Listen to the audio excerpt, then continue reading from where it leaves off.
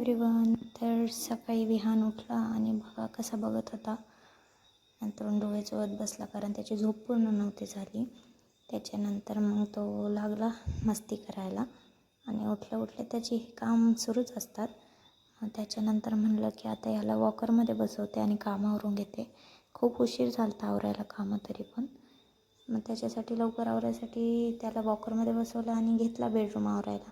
Bedroom आवरल्यानंतर मग बाहेरचा view बघायला गेले. तुम्हाला सगळ्यांना तर माहिती आहे, बाहेर गेल्याशिवाय करमतच नाही, म्हणून मी गेले बाहेर वातावरण बघायला. त्याच्यानंतर बाहेरून आत आले आणि ब्रश घेतला करायला. ब्रश केला, पाणी ठेवलं विहानला आंघोळीसाठी आणि मग मी आवरायला लागली माझी कामं. गेले किचनमध्ये आणि बघते तर काय, हे साहेब नाचत होते का म्हणतं होम थिएटर लावलं होतं त्याच्या पप्पांनी.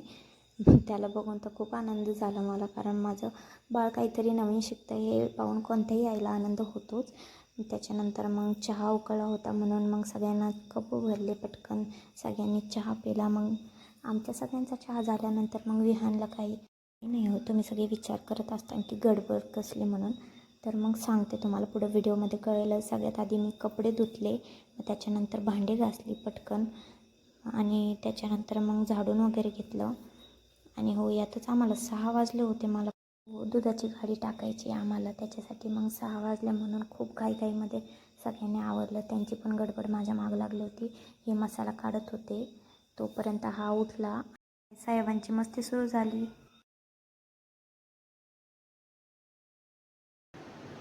काय कसली खुशी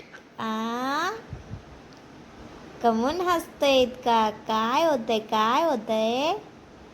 मस्ती करतोय.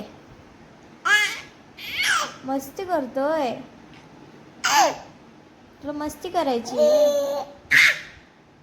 बापरे. असा होता माझा आजचा दिवस. Thanks for watching. बाय.